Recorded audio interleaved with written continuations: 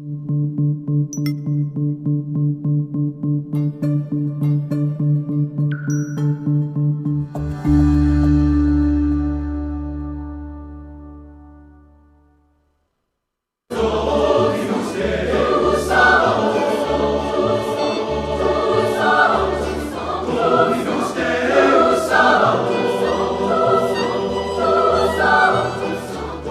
morning. Today with Acappella Podcast, we have an awesome guest, my friend and colleague, Godwin Dixon. Godwin has been in the senior care industry for many years, since I have been, and he is considered the rock star of Dallas, Texas. Just has an awesome reputation, and I'm going to have Godwin tell us just a little bit about what you've done as your career in the senior industry. Well, let me first say thank you for allowing me on your podcast. It is an honor because, Joe, you're somebody I've thought a world of for as long as I've known you. As you know, in all my years when I was leading the Presbyterian system, when I had a very important person that needed exceptional care, I called you, and you did a great job for him. And so Acappella has always been has been my go-to agency. I'm excited to be here. This is my first time ever being on a podcast. I've been on NBC Nightly News, I've been on CNN, been a lot of different things, but never a podcast, so this is exciting. Well, this is a new venture, and I hope we can have you again. So you've got a wealth of information, so thank you for being here. We are talking today about role reversal and parenting your aging mom or dad when they don't want help. There was something really interesting floating around on Facebook where a senior moved into the Holiday Inn because he didn't want to live at home anymore. He wanted companionship, and just moved into the local hotel, and you see him swimming with a little life preserver. But that's not realistic. No. So we're talking about when we have to have a conversation with mom and dad. Yesterday, I met with a family, husband and wife. The husband is going on hospice. Daughter is so distraught, afraid to even comment when we're meeting about private duty. She set up the appointment, but was terrified. Yeah. She has such honor and respect for her parents. It's very hard to reverse the roles, to be the decision maker, or helping in those decisions. Yeah. And so I feel for that. This happened in my own family where I had to make tough choices and tough decisions because family just wasn't, just was in denial, not coping. So let's talk about, I know you do a presentation to churches, to hospitals, communities, taking that role of taking care of mom and dad. So let's talk about, just start off, what do you do if you've got an adult child that gives you a call and says, Godwin, I need help. My parents are still at home. They keep falling. My dad is in and out of the hospital. He's not taking his meds correctly. He nearly got in a wreck going to the drugstore. So how do you start the conversation? So, Joe, great questions. I'm going to back up a little bit. If you think about it, when you're preparing for a child, when you know you're going to have a baby, what do? You read books on it. You prepare for it. You set rooms up. You spend so many hours educating yourself on this process to be ready so that when it comes, it's not a surprise and you get a lot of advice. We don't do that with an aging parent. We wait and we wait and we wait, and then boom, there's a crisis upon us, and then all of a sudden we're thrown into the midst of it and we're not ready for it.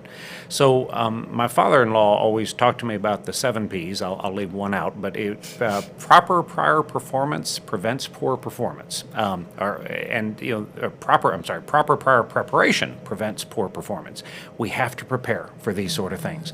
And preparing means not just listening to podcasts like this, which is a great way to get information, but also reading books out there, but also talking to your family member, talking to your parents, talking to your siblings, finding out what people's expectations are, also talking to your parent about, Mom and Dad, what do you want done if we get into this situation or we get into that situation? So we can talk a lot more about that, and the presentation you referenced, taking care of Mom and Dad, that's something I'm always happy to come present. I do those free of charge as a way to help people kind of get their mind around senior care. And we can talk more about that. But in this case, you're asking what happens when a person's already in the midst of it. In that crisis. Yeah, they're in that crisis. So, there's a lot of different forms that crisis can take. Sometimes you just have to jump in and take over. That is your least preferred route, but sometimes it's what you have to do. It is something that you have to assess the situation. Is this something that I just need to get mom and dad through these next 2 to 3 hours? I need to get them through the next day, or I've got to step in significantly here. A lot of that depends on your parents' mental state. If they have a dementia and they are not going to remember tomorrow what was discussed today, you take a very different approach than if they have been mentally sharp and they're just going through a bad day or they've got an infection. So let's take the scenario of they truly have dementia and they are not going to remember tomorrow what they discussed today. You can talk till you're blue in the face, you can get full agreement, and then the next day when you're ready to move, they have no memory of it. That's right. Sometimes in those cases, you have to just, give a story that will get them out of the house. There's a gas leak. We've got to get out of the house. There's a major maintenance issue. We've got to get out of the house. You've got to get them to a safe spot.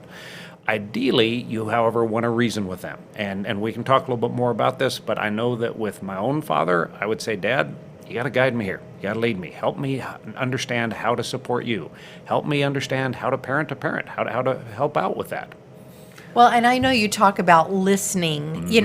What I do as a nurse, and when I was a hospice nurse as well, I would always say, if you could sit back with your mom or dad 10 years ago, if you could have a cup of coffee, imagine yourself having a cup of coffee and talking about what would your mom or dad want. Yes.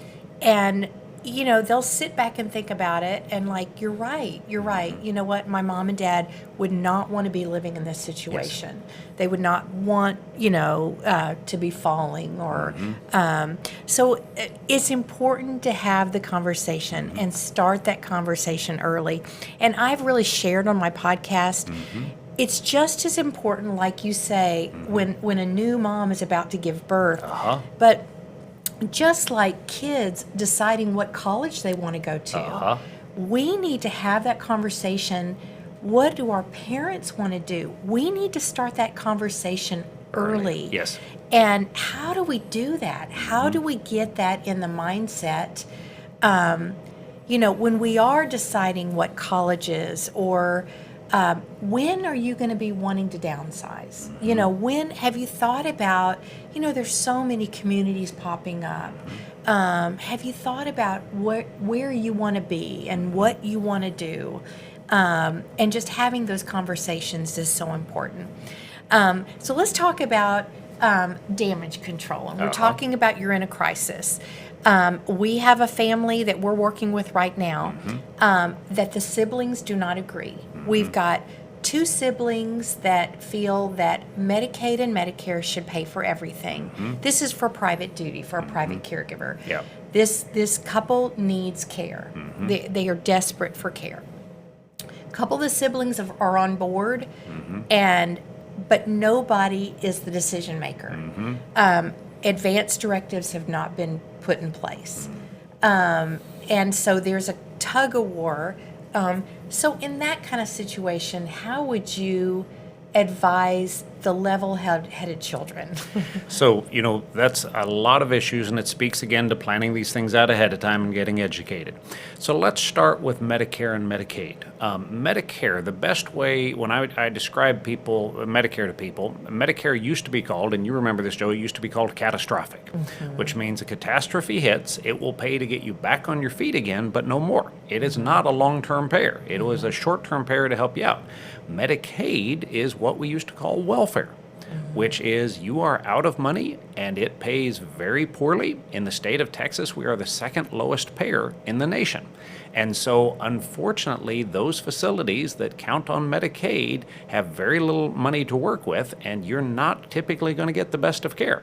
So try your best to plan ahead, get long-term care insurance. Do not artificially impoverish your parent. Leave their money with them so they can afford very good care.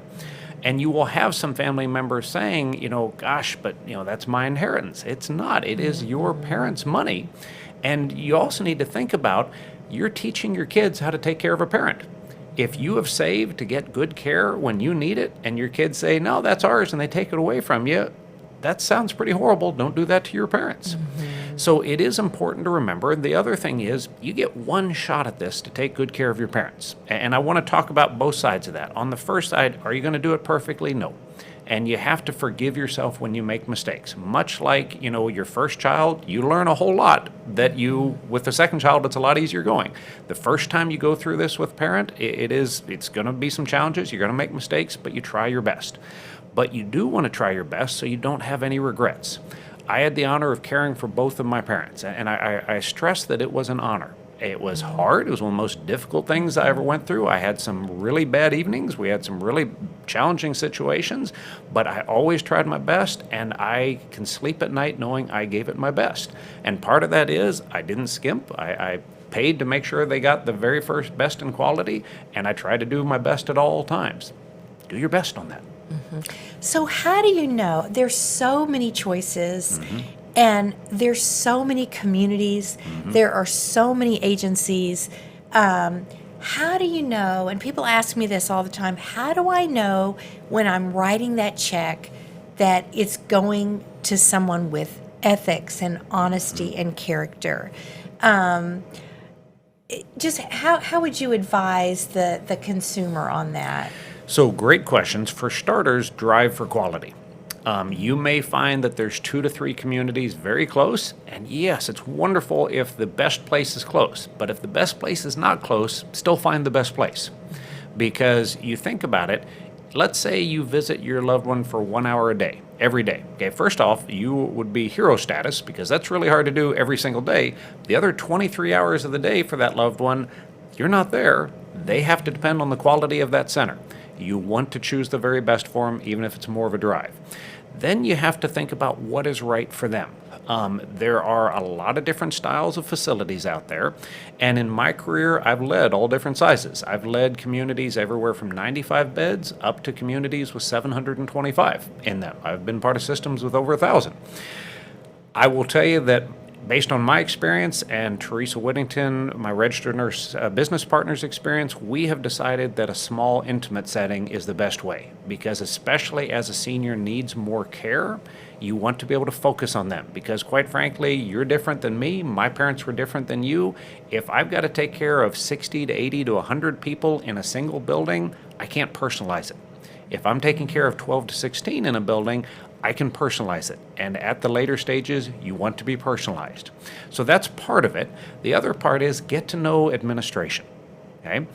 Everybody has a wonderful marketer, and you want to meet that marketer, you want to hear the details, but once you've moved in, if you have problems, you're not going back to the marketer.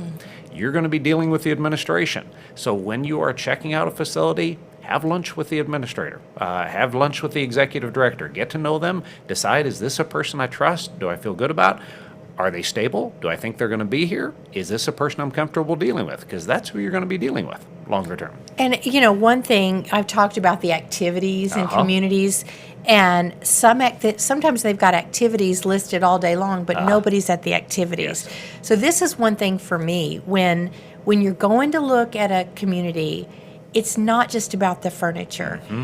Look and see, are the clients happy? Are the residents happy? Are they involved? Do they?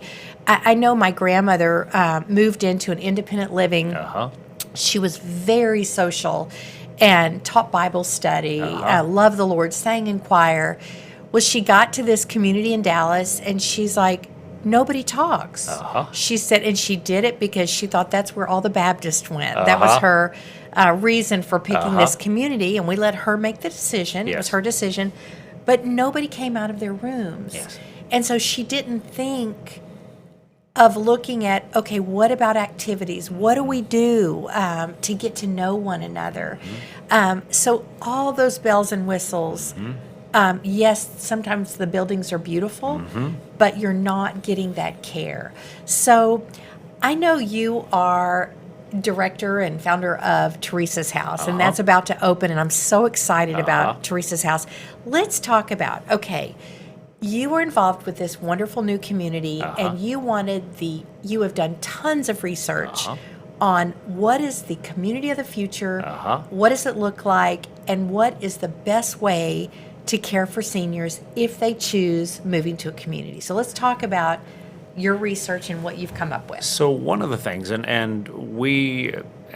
done this my entire career. I've been doing this for 30 years, and I have seen all different styles and whatnot. Architecturally, we have decided to build facilities that look and feel like a home, because quite frankly, that's where most of us feel are most comfortable. We will have a kitchen that is open, where the staff are cooking there with the residents, because if you think about it, when in a traditional facility, the kitchen's hidden, and we come out and serve you. Well, that's nice when you're at a restaurant, but if every day I come and serve you, that reminds you you're not at home. But if you're there a part of the cooking process, that's home. And what happens when you have guests over and somebody's in the kitchen? Everybody goes into the kitchen. That's real life. So real life is a big part of it, if we can emulate real life. The other thing is activities with meaning. Early on in my career, we would get everybody bathed and dressed, and we'd hurry them out to play balloon volleyball. Okay? Yeah. They never played balloon volleyball in their life. I know. That was not a meaningful activity. It might entertain you for a little bit, but it didn't sustain you. And I'll never forget when my father was deciding about moving into a community, he said, I don't want to go to be entertained, but if I can make a difference, if I can help, then I'm interested in coming. And just what you said about your grandmother who had taught Bible study. If she had gone to a community where she could teach Bible study, then all of a sudden she's got a purpose. She's got a meaning. We started the first in the nation partnership between a Big Brothers Big Sisters organization and a senior care organization. And it was huge. It was great for the kids, and our seniors just loved it because they were giving back and they were able to help, and they had purpose again. So in our communities, we will make sure that our seniors have purpose. We will have fun. We'll do the entertainment, but we'll also have purpose. We'll have purpose in a setting that makes sense. Because quite frankly, as you get older, you want to be around nice people, you want to be treated well, and you still want to have use. That's what we're going to focus on.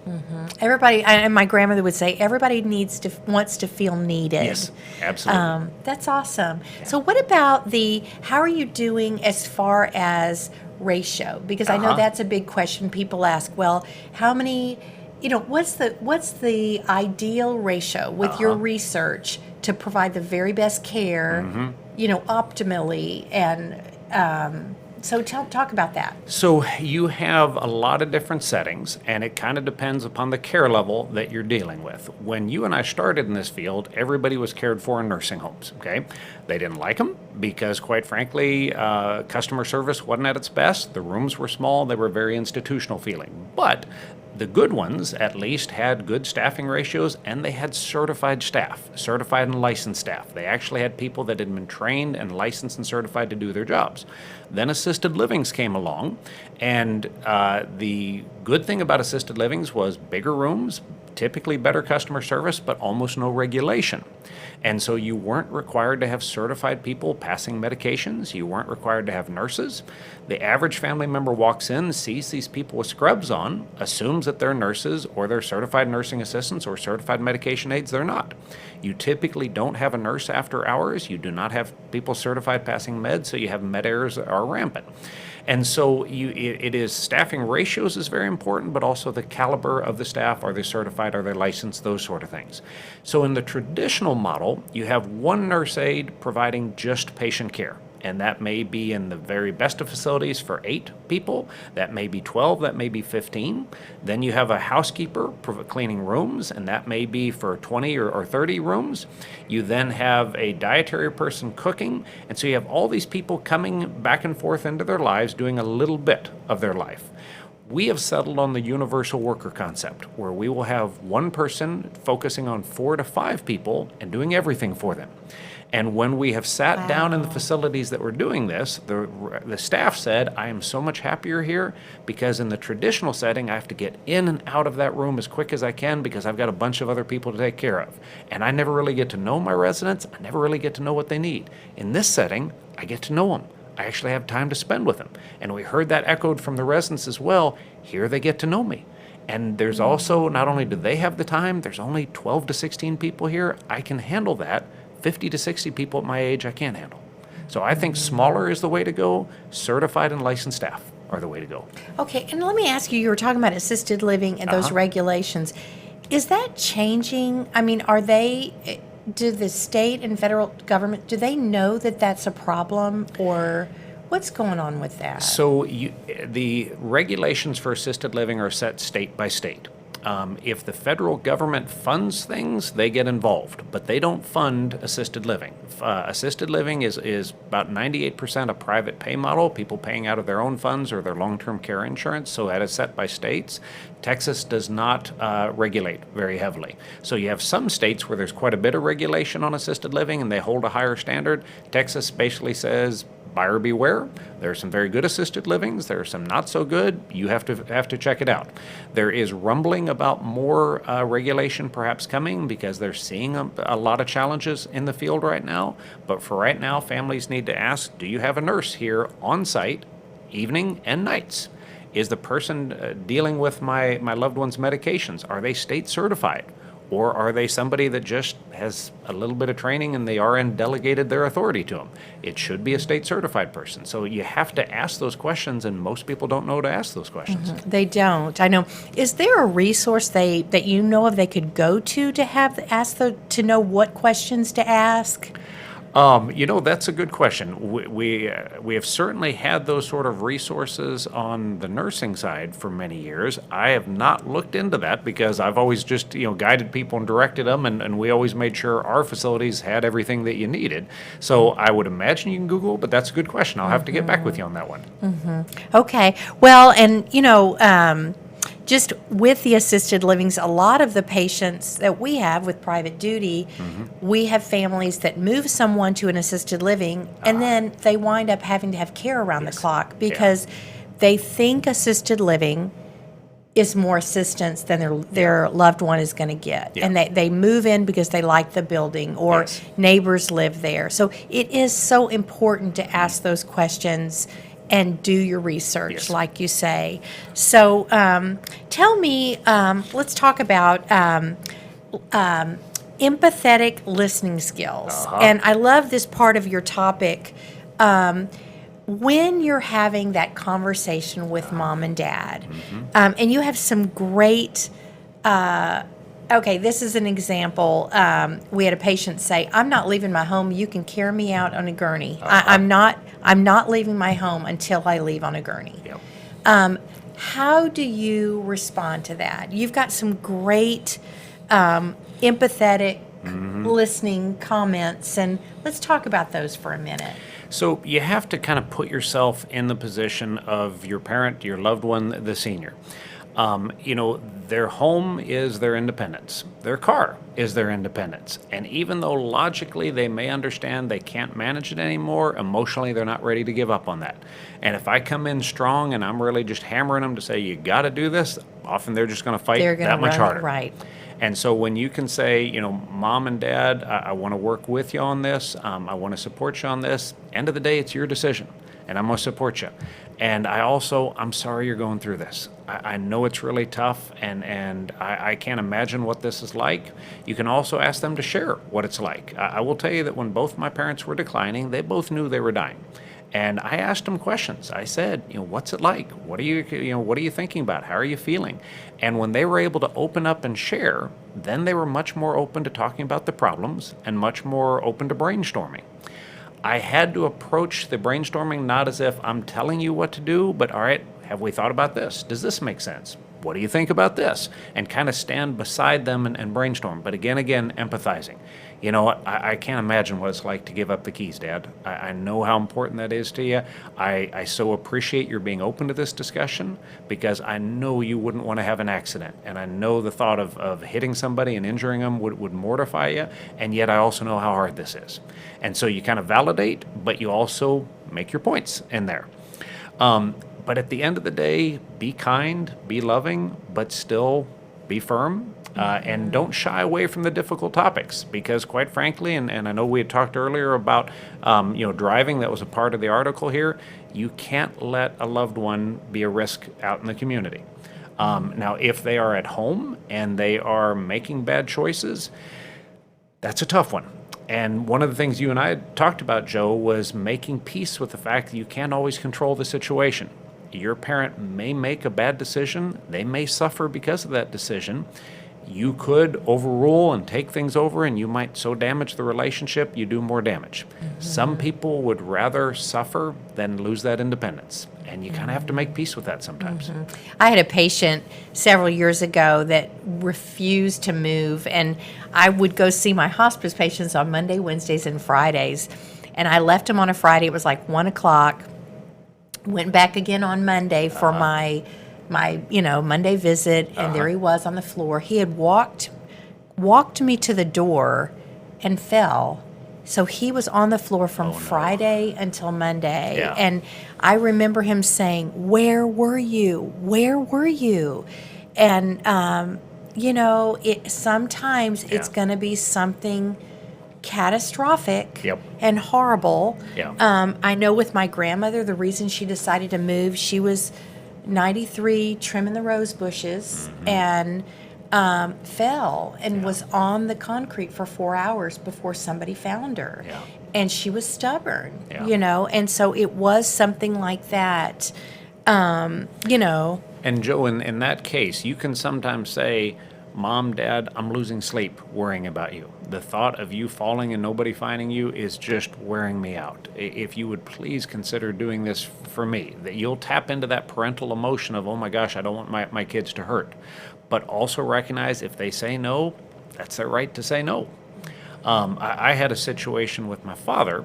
He was very stubborn at the end, and he had a medical procedure done, and something wasn't right afterwards. I knew something was right, and I kept saying, Dad, you need to go back to the doctor. You need to go back to the doctor. And you've seen this many a time. He, of course, would not.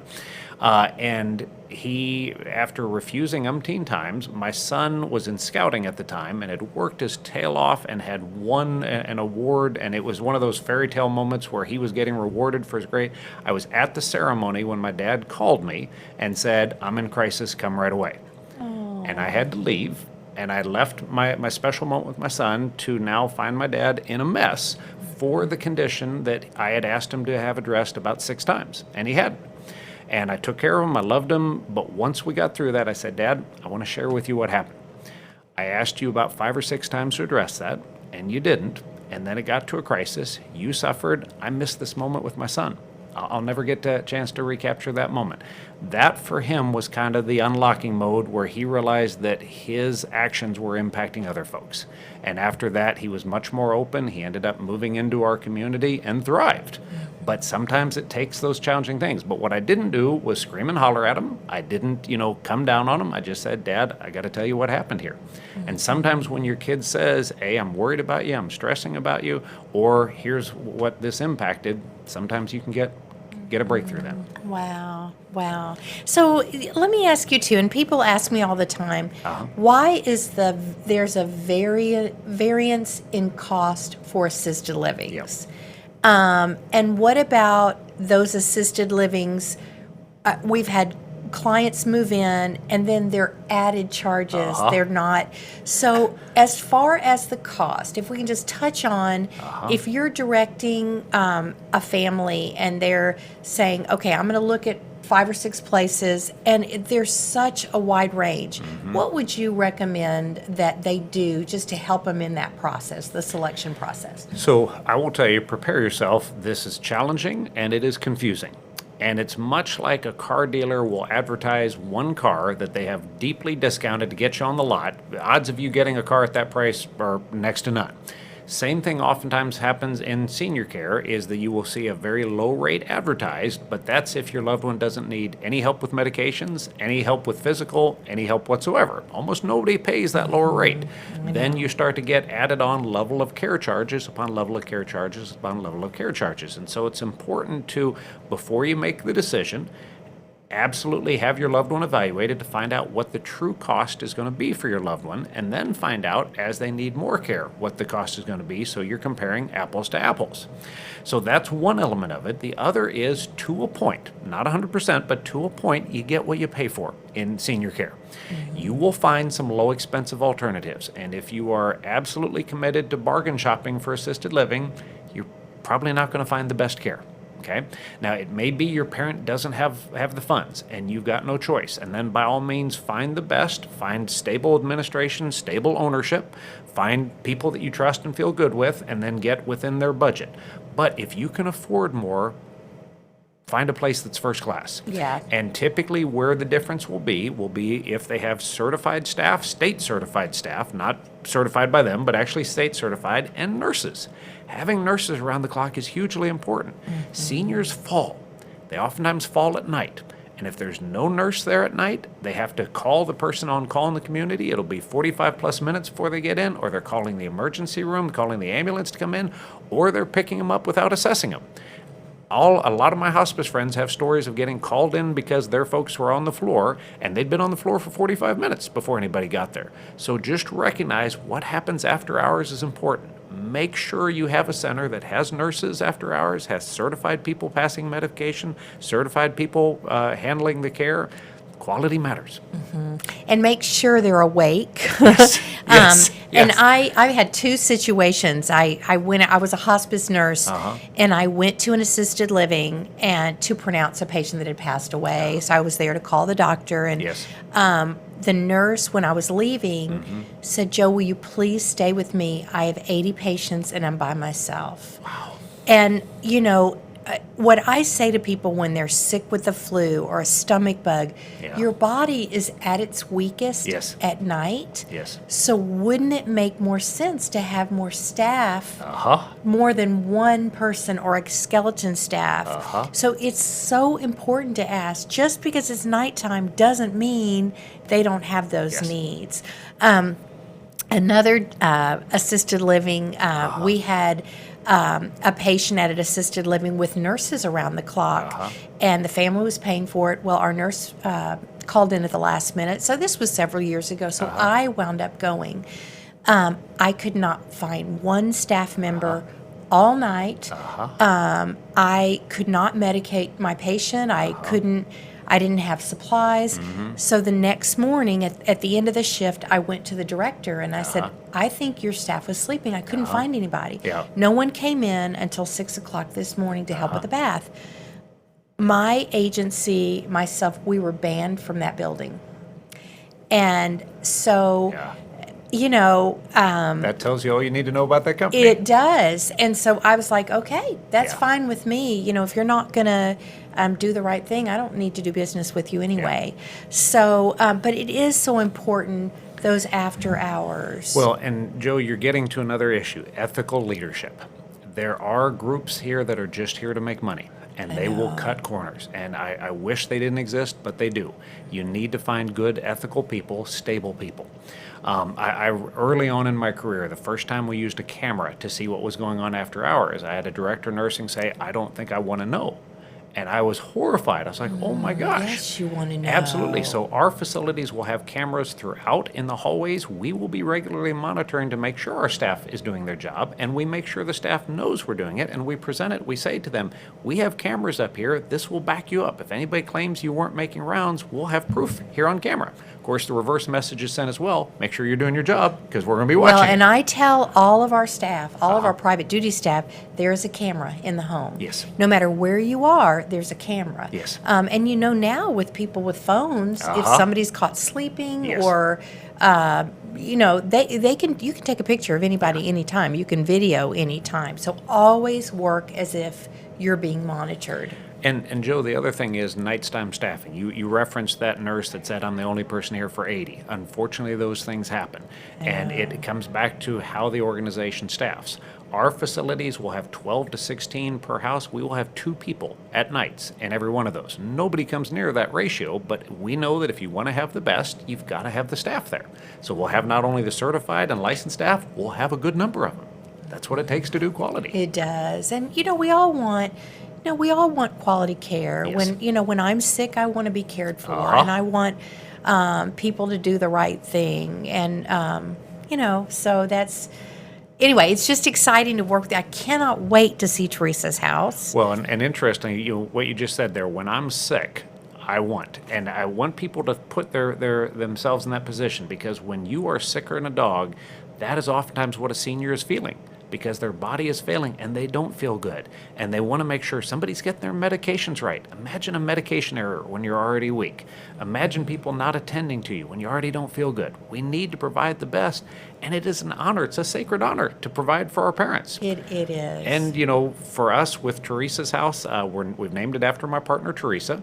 Of the 3 houses, one's going to be named after my mother. One's going to be named after Teresa's mother. And then David Craig, we're going to be in Craig Ranch, McKinney. We're naming one after his mother.